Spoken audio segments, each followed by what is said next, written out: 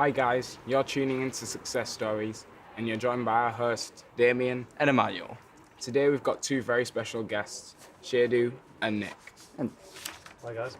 Hi guys. hey, I'd like to cast back to when you were our age. What influenced you? So how old are you? We're 14. 14. Well, when I was 14, I'm a lot different to what I was now. When I was your age, I probably wanted to be maybe like a physiotherapist or a teacher. Maybe a PE teacher, yeah, but I wasn't doing anything remotely to do with that. Yeah. My behaviour anyway. So how did you get into music? I got into music probably, I've always, in my household, music's always been a big thing. Like my mum used to throw like loads of house parties and stuff. So music was always just getting played and blasted out. My sister was a big fan of music as well. In terms of me doing it myself, I probably started maybe when I was a little bit older than what you was, maybe 15, 16. Again, house parties, and I used to just like sort of mess around, freestyle with lyrics and stuff. And Your friends, yeah? yeah, with my friends and stuff. Yeah, I get That that. was it, really. So who influenced you to like start making music, like yourself? Probably a lot of American artists at the time.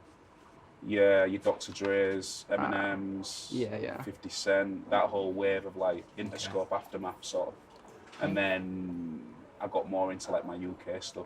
So like I think Dizzy Rascal Wiley and NCOP Crazy Tits, they were like the first UK artists I heard. I get that. So Nick, how did you get into music then? Well, I picked up the guitar when I was about 15, so I started playing the guitar then. And then I started playing in a band when I was 17, 18. Just one of my mates asked me to pick up a bass. So they needed a bassist. They had a full band without a bassist, so I started kind of playing along, plugged it into a guitar amp and just tried it. So then since then I've been playing in bands since I was probably about 18, so a long time. I've also heard you are running a business. Yeah. So how do you deal with these both, at the same time? Well, I suppose I've had a lot of time to adjust. So obviously, I've been playing bands throughout when I was in university, so I was kind of juggling a lot, although it was easier to juggle uni work and band. But yeah, I suppose you just get used to it. You have your evenings, like that's your own time, and you spend a lot of time on weekends, and you just fit it around. If you enjoy doing it, then you make it work. Honestly. Is there anyone that influenced you as a child? Musically, or just in general. Musically, then. Yeah. My first album I ever bought was What's the Story, Morning Glory by Oasis. So I would say Oasis were a big kind of rock influence for me. And then I started to get into like Led Zeppelin and Sabbath and stuff like that, and more of the heavier side of classic rock and Jimi Hendrix and stuff like that. And I suppose it kind of develops from there. And I listen to everything now. Absolutely anything that's good. Yeah, I get it. Would you like to talk us through your other career? Obviously, balancing those two, would you? Yeah, so I play bass in Of Allies, but I also run a business, Superfly Marketing, which is a digital marketing agency which specialises in kind of online marketing to help businesses. And I've been doing that for about 6 years now. So I did marketing at university, and then I worked at a charity. I worked at Mind, Holland and Shropshire Mind, which is a mental health charity, as a marketing person there, for about 5 years, and then I kind of set up a business and wanted more clients and a bit more a range of work. So that's my career in a nutshell. Did you always see yourself as being as successful as you are today? No, I suppose not. No, I don't know. I wouldn't even say I'm like massively successful. I don't know whether I suppose I've personally made choices to do work that I enjoy doing, to do kind of like being in a band that I enjoy being in. I suppose if you focus on the things that you're good at and that you enjoy, then I suppose then maybe successful as that. Yeah. Did you have a role model when you were younger? Someone that you'd follow and aspire to be? Not really, no. I probably, but I can't think of it specific off the top of my head. I mean, my parents were great role models, so that's it's cliche, isn't it? But they always led me in the kind of the right direction. I had good friends and family around me, so I suppose that helped. I was fortunate in that perspective. And yourself, Chiedu, did you have a role model? I'm a Newcastle United fan. Ah. So Alan Shearer was like my god. Yeah. Nice. When I was growing up, I like boxing as well. Chris Eubank, Okay. senior, not junior, senior, the real Chris Eubank. Do you know what I mean? Yeah. He was definitely one of my role models. And my mum, definitely like such a strong woman, independent woman. Like brought me up on her own. Me and my sister. So definitely. Would you call yourself successful? Nah, I wouldn't really. I'm nowhere near where I want to be in life. I've got so many goals that I want to achieve, so many things that I want to do. So at this present time, no. I'd say I'm on my way, definitely, but I'm nowhere near where I need to be. So Chiedu, how do you think you're gonna achieve these goals? Like, what are you doing to get to these goals? So I took the plunge last academic year because I used to work at Andrew Marvell in pastoral, and I took the plunge to quit my job basically. Yeah. So that was a big step. My girlfriend moved to London, so we sort of agreed. She's always wanted to move there, and obviously London for the music that I do is like the mecca. It's the main place. So she said, quit your job, obviously save a bit of money, and just be back and forth from Hull to London and try and make some connections, try and make some links, and that's what I've been doing. What do you think about any other artists that are currently out now? Like someone like Juice WRLD or someone like that. What do you think about them? Like, I don't really know much about Juice WRLD. I know like they're very popular and like they're club doing pop really or something well. like that. Yeah. That's because I don't really listen to American music anymore. I'm not really huge on American music anymore. I listen to more UK stuff. UK. So I'm into there's obviously I don't know if you know him, but a young 20-year-old kid called Dave. Yeah, just of had course, black- Psychodrama. Yeah, it's just I think the album's like a masterpiece. Yeah, me It's- too. I mean, It's very good. it made me just want to pick up the pen. Yeah. If a 20-year-old's own, rapping like that, that's scary. It's Like so he's scary. going to be massive. Big fan of Skepta.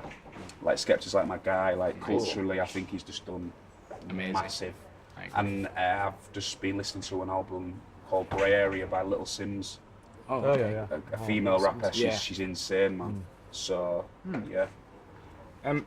Obviously, as being like in the music industry, how do you balance your professional and social life? Do you want to go first?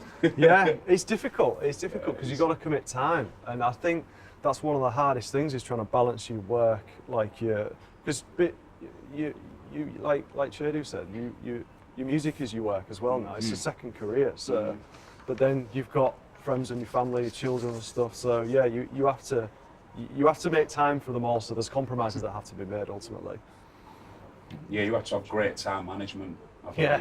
That's what I mean. Like, I'll take my hat off to you. Like, having your own business and being in a band, that must be quite difficult. In terms of social life, I do love a drink.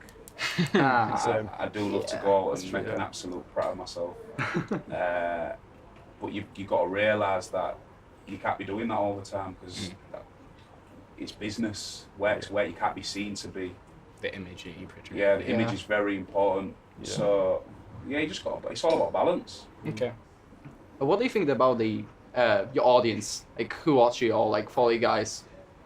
Like, Well, my audience is quite a weird one really. Like I've got like people over 40 that love my music.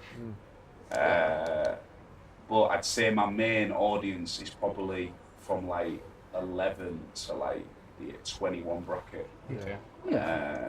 So it's really important for me to engage with them. Do you, if you weren't in the seat that you are today, is there anything that you think you would have done? No, not now. No, No. definitely not. You say you devoted, is it? I'm devoted It's to your- music, man. It's either that or nothing. Like I said, when I was younger, I was really into sport, loved my football, loved my boxing, athletics and stuff like that. But when the music came into my life, I just knew straight away that's what I wanted to do forever. Yourself?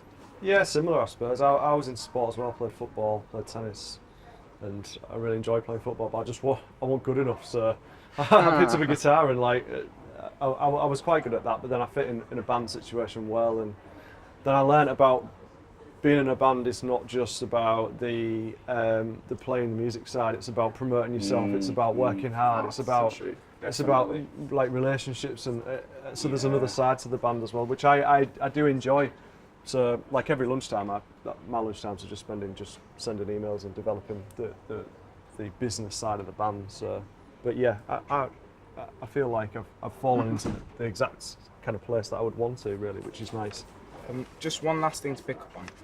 You both recently had your songs played on Radio 1. How do you feel as in the step in your career? How do you feel? That, you know, when that happened, like, that was massive for me. Like, literally, like, because I was a bit frustrated because Darcy, the song that got played, was doing quite well on streaming platforms, but it had no radio play. And obviously, like, one of the guys who I look up to, Mike Skinner, he played it on Annie Mac's show, which just made it even fantastic, man. Made it even a better feeling, sorry. So, yeah, I feel that's definitely a step in the right direction, and I feel like I can sort of put that on my musical CV. Yeah, agreed.